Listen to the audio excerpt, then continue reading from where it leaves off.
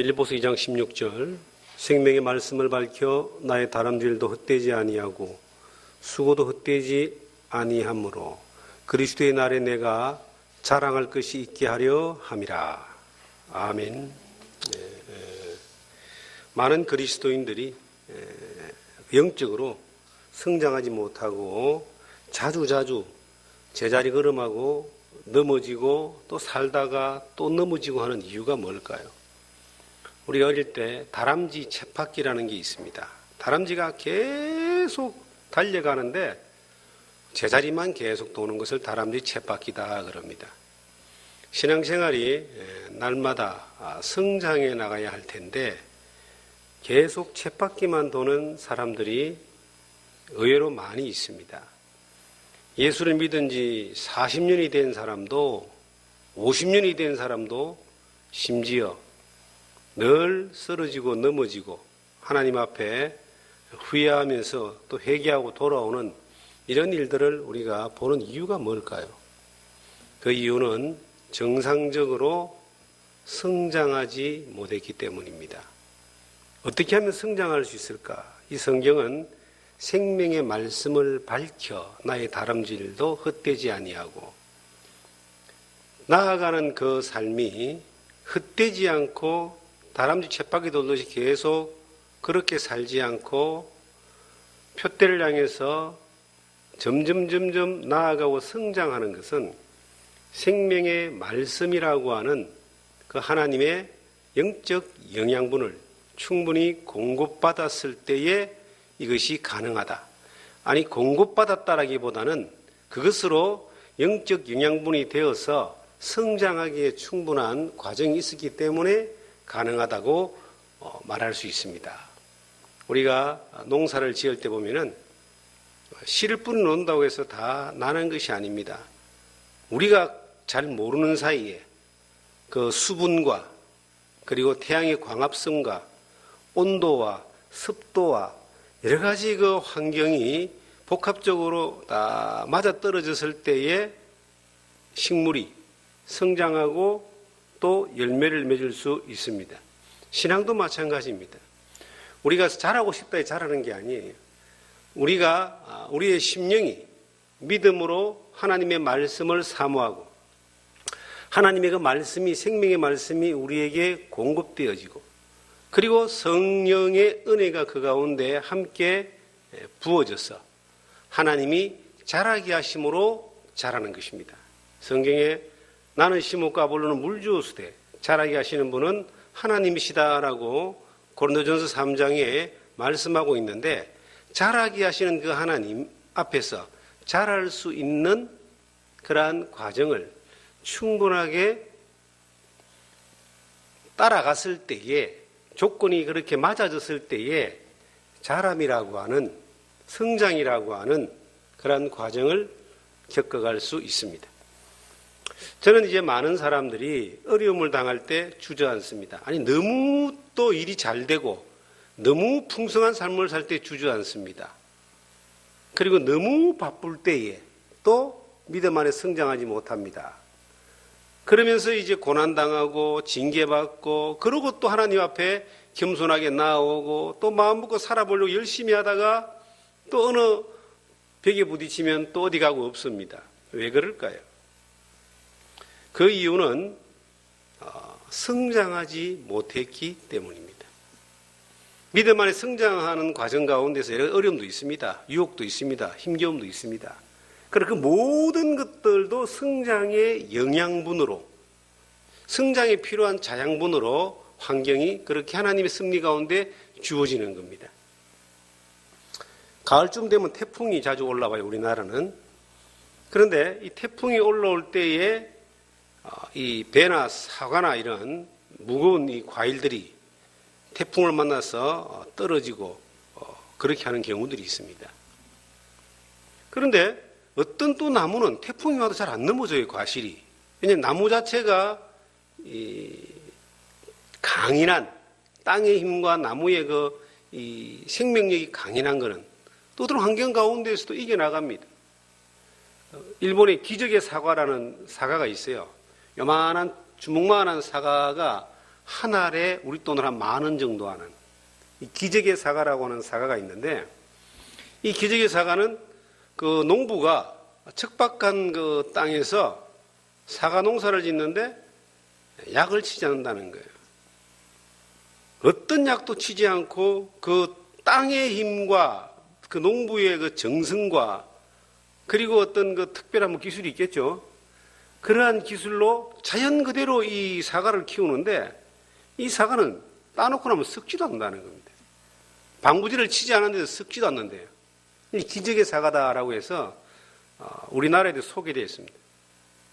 그런데 이제 그 사과가 이제 전 세계적으로 유명해져 가지고 먹으려고 하는 사람이 줄을 서가 있다는 거죠. 우리나라 사람들도 사과 농사 있는 사람이 그곳에 가서 견학도 하고 그렇게 해보려고 하니까, 해보려고 시도한 사람은 있는데 성공했다는 사람은 아무도 없어요. 그게 아마 1, 2년 되는 것이 아니고 수년 동안 이 나무의 힘과 땅의 힘을 길러가지고 이 나무와 열매 자체가 벌레나 이런 병충해를 이겨버린다는 거예요. 우리의 신앙도 마찬가지입니다. 시험이 없고 마귀의 공격이 없고 유혹이 없고 어려움이 없는 것이 아니라 믿음 안에서 든든하게 정상적으로 성장해 나가면은 동일한 환경 가운데서 동일한 공격을 받고 동일한 그러한 어려움이 있어도 이겨나가는 거예요. 어려움이 도리어 더 든든한 믿음의 성장의 도구로 사용되어집니다. 어떤 일부의 믿음의 사람들은 그런 과정을 잘 통과해서 성숙한 그리스도인으로 살아가고 있습니다. 그런데 수많은 사람들은 그런 과정이 통과되지 않는 겁니다. 왜 그럴까요? 중요한 건 과정에 필수적으로 그를 잡아주는 것이 뭐냐면 생명의 말씀인 겁니다. 어쨌든 우리가 하나님의 말씀을 꾸준히 먹어야지만이 이 말씀이 그 사람을 살릴 수가 있어요. 우리가 아이들이 밥 투정하는 아이들을 종종 보게 됩니다. 근데 엄마가 막 먹이려고 그래요. 아이는 막 싫어합니다. 근데 왜 엄마가 먹이려고 할까요? 먹어야지만이 성장할 수 있기 때문에. 안 먹는 아이는 절대로, 음식이 짧고 먹지 않는 아이는 절대로 바로 성장할 수가 없습니다. 아이 때는 조금 비만해진다고 생각할 정도로 먹여야 됩니다. 뚱뚱한 이런 아이들이, 잘 먹는 아이들이 이제 12, 3살 지나서 청소년기로 싹 접어들면서요, 이 통통한 체격이 그대로 키로 쫙 올라가는 경우들을 저는 너무나 많이 봤습니다. 내 아이들도 그랬고 다른 애들도 그런 거예요. 그런데 비쩍 마른 애들은 잘 크지가 않아요. 먹는 것이 얼마나 소중한가. 그래서 부모는 그걸 알기 때문에 억지로라도 막 먹이려고 합니다. 특히 그 애들 아플 때 약 먹일 때 얼마나 힘듭니까? 아파서 힘들어하는데 약 먹이려면 또 쓰다고 안 먹으려고 그래요. 부모는 또 먹이려고 합니다. 왜 그럴까요? 먹어야지만이 병을 이길 수가 있고, 먹어야지만이 힘을 쓸 수 있고, 먹어야지만이 성장할 수 있기 때문에 그것을 아는 부모가 이걸 자꾸 공급하려고 그러잖아요. 성도들을 향한 목회자의 마음도 마찬가지입니다. 저는 우리 교회의 성도들이, 이 교회를 스쳐간 성도들이 참 많이 있죠. 어디로 가든지 간에 정말 믿음 안에서 하나님의 말씀 안에 성장되어지고 세워진 사람들로 살기를 바랍니다. 교회가 무엇을 공급하는 곳인가? 세상의 지식을 공급하고 기술을 공급하고 이 싸구려 축복을 남발하고 그리고 그냥 흥겹게 즐겁게 친목 도모하고 지내는 곳인가? 사람들은 교회가 그러기를 원합니다. 그런데 제가 믿는 교회는 그게 아닙니다. 제가 믿는 교회는 오직 예수 그리스도의 그 생명의 복음이 전해지고 하나님의 말씀인 성경의 진리가 선포되어지고 진리가 공급되어지는, 그로 말미암아, 그 말씀으로 말미암아 세상을 이기고 하나님을 기쁘시게 하고 성도가 신앙이 성장하여 하나님의 일에 쓰임받을 수 있는 일꾼으로 자라가는 이 메커니즘, 그 선순환이 이루어지는 곳이 교회다. 교회가 하나님의 말씀이 역사하지 않고 성령이 역사하지 않고 복음이 전해지지 않는다면 그것은 교회로서의 기능은, 하나님의 교회로서의 기능은 그것은 정지된 것이고 그냥 사람들이 모이는 곳이 될 것이다. 우리가 하나님 말씀이 얼마나 중요하냐면요, 수많은 사람들이 열정을 가지고 막 일을 하고 섬기고 막 사람들이 인정해주고 칭찬하고 으쌰으쌰 하면은 이게 그 감정적인 기쁨이 옵니다. 또 자기 만족과 자기 연민에 빠지고 자기 의에 빠질 수가 있습니다. 아이들 잘한다 그러면요 막 기쁜 날 뛰는 것처럼. 그런데 그것이 하나님의 말씀을 먹고 성장하는 것이 없다면은 이것은 오래가지 않는다는 거예요. 조금만 반대되는 환경이 오고 조금만 공격이 오고 오해가 와도 바로 주저앉아 버리고 그럽니다. 그것은 무엇이 문제인가? 중요한 건 생명의 말씀이 그 안에 지속적으로 공급됨이 없기 때문입니다. 우리가 어느 날 주님 앞에 섰을 때에 우리는 원하든 원하지 않든 주님의 심판대 앞에 서게 돼요. 다른 말로 하면 우리의 삶에 대해서 그 결과에 대하여 계산을 하는, 정산을 하는 그러한 시간이 오는데 그 정산하는 이 페이퍼가 뭐냐? 기준이 뭐냐? 성경입니다. 생명의 말씀이라고 하는 이 성경의 말씀의 기준이 하나님이 우리에게 말씀하시고 우리 주 예수 그리스도가 가르치고 성령이 가르쳤던 이 말씀이 얼마나 나에게 많이 공급되어지고 그 말씀을 따라 우리가 단순하게 얼마나 내가 그 말씀을 따라 살았고 살려고 했는가에 대하여 그 말씀을 배신하고 배반하고 그 말씀을 저버렸는가에 대하여 하나님이 우리를 향하여 계산한다는 겁니다. 그것을 판단한다는 거예요. 우리는 어느 날 그 자리에 서게 됩니다. 원하든 원하지 않든 관계없습니다. 그건 반드시 서게 되어 있습니다. 내가 결정하는 것이 아니라 이 땅에 살면서는 내가 내 삶에 대해서 이래도 되고 저래도 되고 자유의지가 있기 때문에 결정할 수 있습니다. 하나님이 강권적인 역사가 나타나서 우리를 간섭하기는 하지만은 그러나 결정을 우리가 하는 거예요. 그런데 우리의 생명이 끝나고 주님이 우리를 불러갔을 때, 하나님이 우리의 영혼을 불러갔을 때, 우리가 주님 앞에 섰을 때에는 우리가 결정권이 없어요. 그냥 하나님이 보여주시는 그대로 그 앞에서 서서 벌거벗은 것 같이 모든 것이 확연하게 드러나게 될 텐데 내가 하나님의 말씀을 따라 살은 것이었고 말씀이 내 안에 생명의 영양분이 된 것이었고 내가 말씀으로 성장한 것이었고 내가 걸어가는 걸음이 생명의 말씀을 밝혀간 것이 아니라 따라간 것이 아니라 엉뚱한 모습으로만 살았다면 참으로 부끄러운 모습으로 주님 앞에 서게 될 겁니다. 성경이 왜 우리에게 필요할까요? 저는 성경을 참 사모합니다. 시편 19편 3절 4절 이하에 나오는 말씀처럼 꿀과 송이꿀보다 더 달다 그래요. 주의 말씀을 내가 받아 먹었다 그렇습니다. 사슴이 시냇물을 사모한 같이 내가 주를 사모했다. 그 말씀을 사모했다는 거예요. 하나님의 말씀이 정말 달다라고 하는 느낌을 저는 수없이 많이 경험했습니다. 말씀에 중독됐다라고 표현할 정도로. 왜 제가 어릴 때 만화를 많이 봤습니다. 조금 커서는 그 무협지를 많이 봤습니다. 대하 소설을 또 좀 봤습니다. 그런데요, 그걸 보면요, 막 빠져들어갑니다. 시간 가는 줄 모르고 계속 시리즈를 보게 됩니다. 그랬던 경험이 있었는데 성경을 보면서 그 어떤 책과 그 어떤 드라마나 어떤 것과도 비교가 안 되는 이 빨려들어가는 그런 중독성, 그 맛을 경험하는 것을 저는 경험했고 그리고 지금 또 마찬가지로 하나님의 말씀을 사모함이 있습니다. 그 말씀이 그냥 단지 지식의 축적, 내가 목회자로서 누군가에 가르치기 위한 내용으로 이것이 필요한 것이 아니라 한때는 그런 것들을 좀 수집하고 집약하고 정리하는 것들로 한 10년 정도 그렇게 살았던 적이 있습니다. 그런데 지금은 그렇지 않습니다. 지금은 이 하나님의 말씀이 말 그대로 생명의 양식으로 받아들여지는 거예요. 예수님이 어느 날 요한복음 6장 68절에 보시면은 사람들이 다 예수님을 떠나갔어요. 수많은 사람들이 예수님을 따라왔습니다. 물고기 2마리와 떡 5떡으로 5,000명을 먹이니까 난리가 났습니다. 그러니까 그 다음에 떡을 안 줘요. 그러니까 다 떠나가 버렸어요. 예수님이 제자들에게 물어보는 거예요. 야, 너희도 가려느냐? 그랬더니 아이 베드로가 딱 말하기를 영생의 말씀이 주께 계시며 우리가 누게로 가오리까.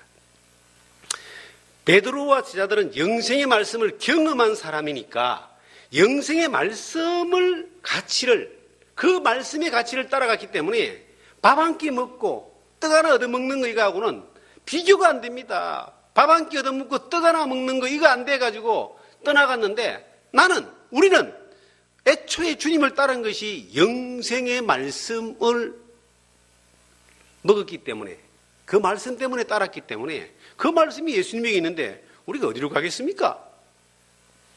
베드로가 그렇게 이제 고백을 했습니다. 우리가 달리 또 이걸 표현하면요. 우리는 신앙생활 하면서 저는 수많은 사람들이 왔다가 헤어지고 왔다가 흘러가고 왔다가 지나가고 또 왔다가 등 돌리고 왔다가 배신하고 왔다가 뒤통수 때리고 수많은 사람들을 만나고 헤어짐을 경험했습니다. 그런데 한 번도 실망시키지 않은 분이 계신데 바로 예수님입니다. 한 번도 실망시키지 않은 것인데 바로 하나님 말씀입니다. 우리가 그 하나님의 말씀을 따라서 가면은 우리가 수많은 사람들이 왔다가 지나가고 만나고 지나가고 수많은 과정 가운데 있다 할지라도 영생의 말씀, 생명의 말씀을 밝혀서 따라가면은 그 따라가는 여정에 같은 길을 가는 많은 사람들을 우리는 또 만나게 될 것이다. 사람에 대한 실망을 우리는 많이 하게 됩니다. 이건 목회자도 참 많이 하게 되지만 세상 사람들도 참 많이 하게 됩니다. 지금 시골에 지금 이제 들어와서 사는데 오늘도 우리 집이 지금 충청도하고 강원도 딱 경계선에 있습니다. 거기만 넘으면 충청도, 이쪽은 제천, 저쪽은 충주인데 제천 바로 거기 넘어 사는 사람이 오늘 지나다가 이제 집을 들렀어요. 그래서 이제 참 좋습니다. 오는 사람에게 전도를 할 수 있다는 거. 내가 목회자다라고 밝히고 그리고 이제 전도까지 할 수 있다는 게 참 좋아요. 근데 이 사람은 이제 자기는 예수를 안 믿는다. 하나님 안 믿는다. 자기는 자기 부인만 믿는다 그래요. 이제 그렇게 대화가 시작됐는데 그 사람이 하는 말이 시골 인심이 참 이거 조심해야 됩니다 그래요. 그분도 서울 살다가 내려온 지가 얼마 안 되고 집을 지어서 오신 분이에요. 사람 믿을 수 없습니다. 조심하셔야 됩니다. 라고 그런 이야기를 해요. 그래서 이제 그렇습니까? 자기가 경험하고 당했던 걸 쭉 이야기를 하는 거예요. 저는 그런 생각이 드는 거예요.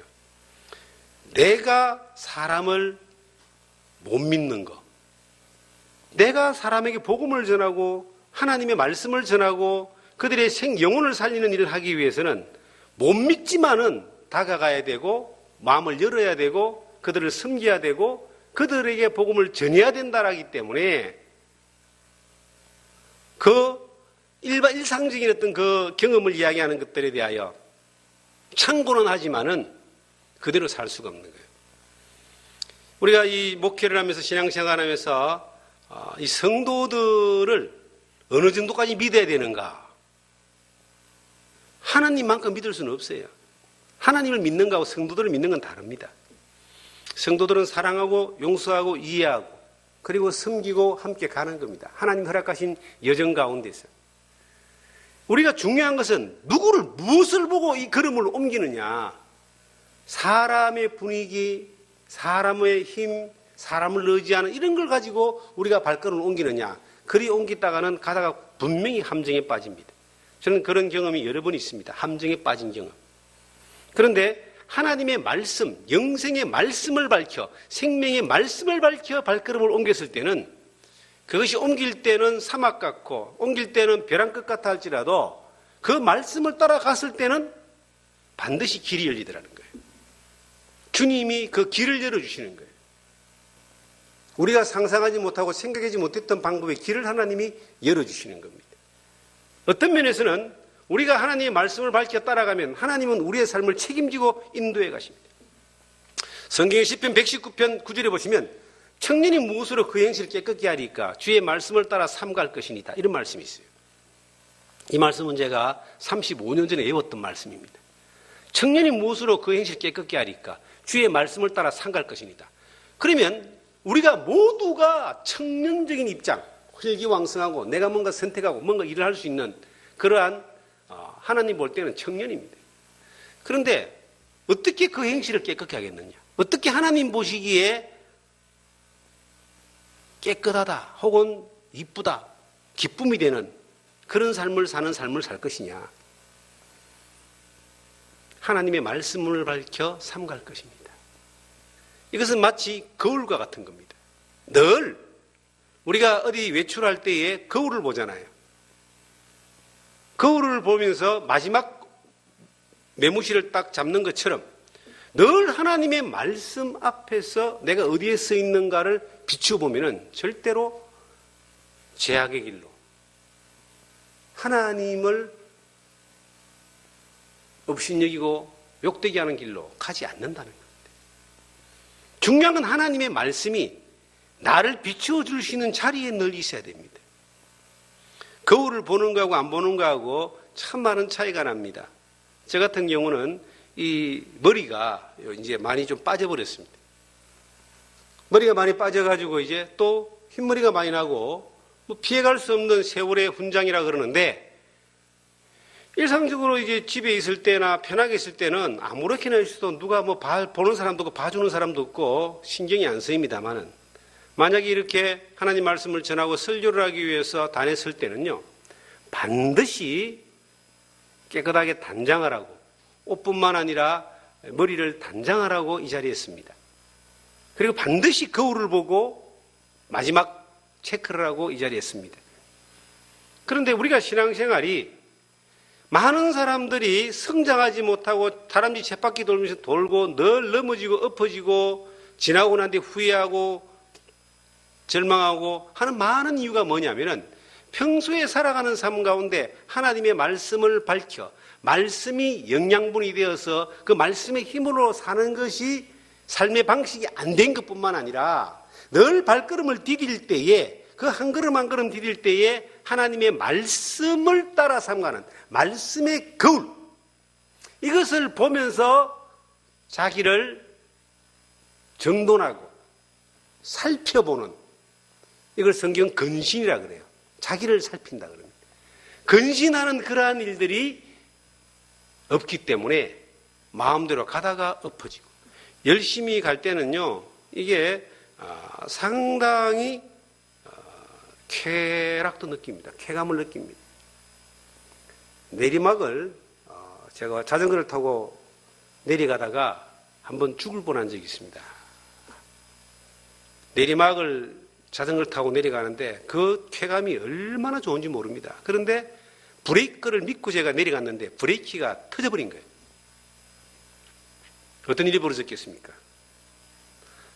버스하고 박아가지고 버스 바퀴 밑에 자전거가 들어가고 저는 다행스럽게 튕겨나가서 인도로 처박혔는데 뼈는 안 부러졌더라고요.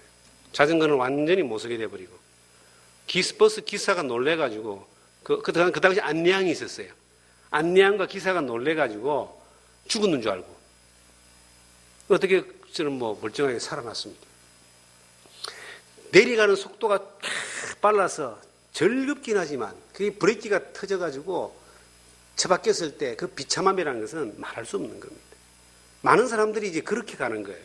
하나님의 말씀의 브레이크, 하나님의 말씀의 거울을 늘 이렇게 점검하지 않기 때문에 삼가하지 않고 자기 원하는 대로 그냥 쭉 달려가 뭔가 되는 것 같아요. 교회 일도 마찬가지예요. 말씀 없이 열심으로 자기 생각으로 자기 방법으로 자기 기준으로 살아봅니다. 괜찮아요. 어떤 때는 뭐 만족감도 있어요. 어떤 때는 또 성취감도 있어요. 그런데 그것이 하나님의 말씀을 따라 진행되는 것이 아니었을 때에, 성장되지 않고 말씀을 따라서 그 순종되어진 과정이 아니었을 때는 비록 신앙생활이라고 하는 테두리 안에서 행했던 열정과 그 성과라 할지라도 마치 모래 위에 지은 집과 같이 허물어지는 거예요. 모래 위에 지은 집에 대하여 마태복음 7장에 예수님이 직접 말씀했습니다. 말씀을 듣고 순종치 않는 자는 모래 위에 지은 집이다. 짓기는 쉬운데 금방 짓는데 금방 무너지는 겁니다. 그런데 반석 위에 지은 집은 뭐냐? 반석 위에 집 짓기가 참 힘들대요. 우리가 집 짓는 사람한테 물어봤습니다. 서울의 어느 목사님이 이제 재개발을 하는 것 때문에 교회가 이제 그 보상을 받고 이제 그 공급된 땅에 가서 교회를 지으려고 딱 하는데 땅을 팠는데 바위가 나온 거예요. 거대한 바위가 나온 거예요. 그래서 저는 못 모르고 이제 반석 위에 교회를 짓겠네요. 바위 위에 집을 지면은 참 든든하고 좋겠습니다. 그랬더니 이분이 하는 말이 바위 위에 집을 바로 지으면은 되겠지만 지하를 파고 지어야 되는데 지하 1층 뚫는 데에 위로 2층 올리는 만큼 비용이 든다는 거예요. 서울 시내에서 다이너마이트 폭발도 못하고 그리고 이거 어떤 뭐 방법을 가지고 파나가는데 그 예산했던 이 건축 비용에 배가 들었다고. 그리고 바위 위에 집을 짓는 게 지어 놓으면 좋은데 짓기까지가 너무 힘들다. 그런 이야기를 제가 들었어요. 근데 우리가 바위 위에 집을 짓는 거, 하나님의 말씀 위에 집을 짓는 것은 든든하여 폭풍이 불고 뭐 홍수가 나고 창수가 나고 해도 넘어지지 않습니다. 바위 위에 든든한 기초로 딱 짓는 것은. 그런데 그 기초 위에 짓는 것이 쉽지 않다는 겁니다. 다른 말로 하면 이것은 말씀을 따라 순종하는 것이라고 표현되어 있는데 하나님의 말씀을 따라간다는 것이 결코 쉬운 것은 아니다. 생명의 말씀을 밝혀가는 것이 그렇지 않은 모습으로 가는 것에 비하면 결코 쉬운 것은 아니다. 그러나 결과는 너무나 좋은 것이다.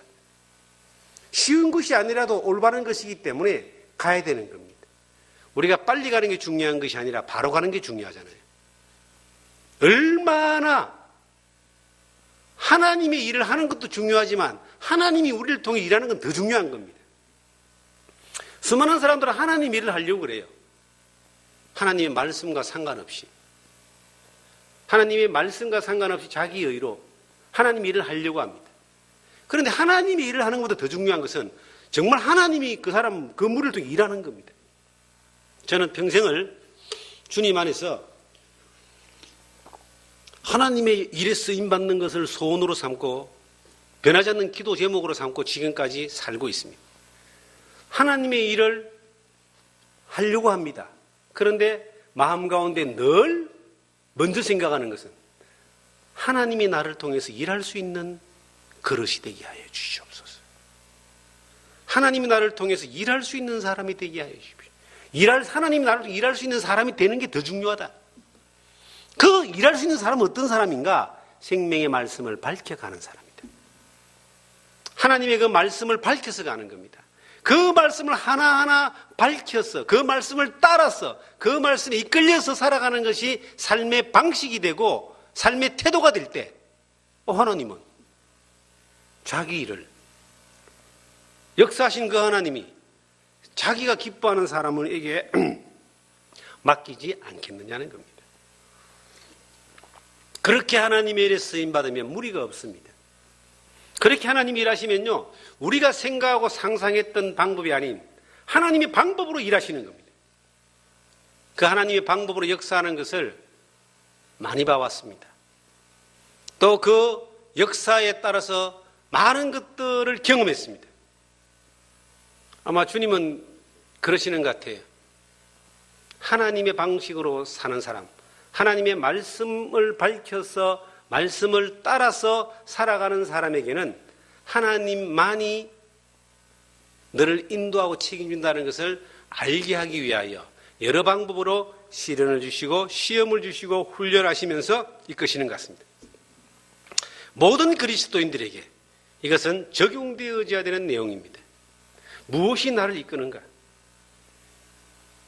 내가 나의 주인인가? 주님이 나의 주인인가? 주님이 나의 주인이라면요, 주님이 주인답게 우리가 대우를 해드려야 돼요. 주님이 말씀하시면 그 말씀을 따를 줄 아는, 이것이 내가 주님이 주인인 것을 인정하는 삶의 태도입니다. 그렇게 주님이 나의 주인 되심을 인정하고 대우하고 그 말씀이 나를 이끌어가는, 말씀을 밝혀 내가 따라가는 그러한 삶을 하루하루 살아가다 보면은 그 사람은 믿음이 성장하는 거예요. 장성한 분량에 자라가고, 주님이 하시는 말씀을 자꾸 배우면요, 주님을 닮아가요. 그리고 주님만큼 성장해요. 그것이 언제쯤 될지 모르겠지만 우리가 주님의 말씀을 듣고 따르지 않으면서 주님을 닮는다는 것은 불가능한 겁니다. 주님의 하나님의 말씀을 따르고, 말씀을 존중하고, 말씀을 따르고, 그 말씀을 대접하고 하는 그러한 태도가 아니면 그 하나님의 일에 쓰임받는다는 것은 어려운 겁니다. 하나님 일이랍시고 내일 하는 사람들이 많습니다. 하나님 일이랍시고 내일 하니까 내가 영광 받잖아요. 하나님의 일을 했다 하면서 자기가 영광 받아요. 그런데 하나님의 일을 하나님이 하시면 내가 받을 영광이 없어요. 내가 단지 쓰임받는 것만으로도 감사하죠. 그냥 그 자리에 있었던 것만으로, 통로가 됐던 것만으로도 너무 감사하죠. 그저 하나님께 영광을 돌리고 나는 부족한 종입니다 라고 인정할 수 있는 그러한 태도가 될 것입니다. 우리가 이 시대에 성장하지 못하는 많은 이유가 뭔가? 그것은 생명의 말씀이 나를 지배하지 못하고, 말씀을 따라 내가 살지 않고, 말씀으로 인하여 성장하지 않는, 영양분을 공급받지 못하고 말씀에 이끌리는 삶의 태도가 아니기 때문이라는 것을 성경은 우리에게 증거하고 있고, 우리로 하여금 말씀에 의해서 그 능력으로 성령의 인도하신 가운데 자라가고 성장하는 것들에 대하여 경험되어지고 체험되어지기를 성경은 우리에게 증언하고 있습니다. 저는 이 말씀을 쭉 묵상하면서요, 또 이 말씀을 제가 이 말씀들을 쭉 신앙의 삶 가운데 정리하면서 얼마나 이게 믿음 안에서 늘 거울을 보는 것처럼 힘이 되고 정리정돈이 되는지 모릅니다. 우리 모두에게 그런 은혜가 있기를 주님의 이름으로 축원합니다. 기도하겠습니다.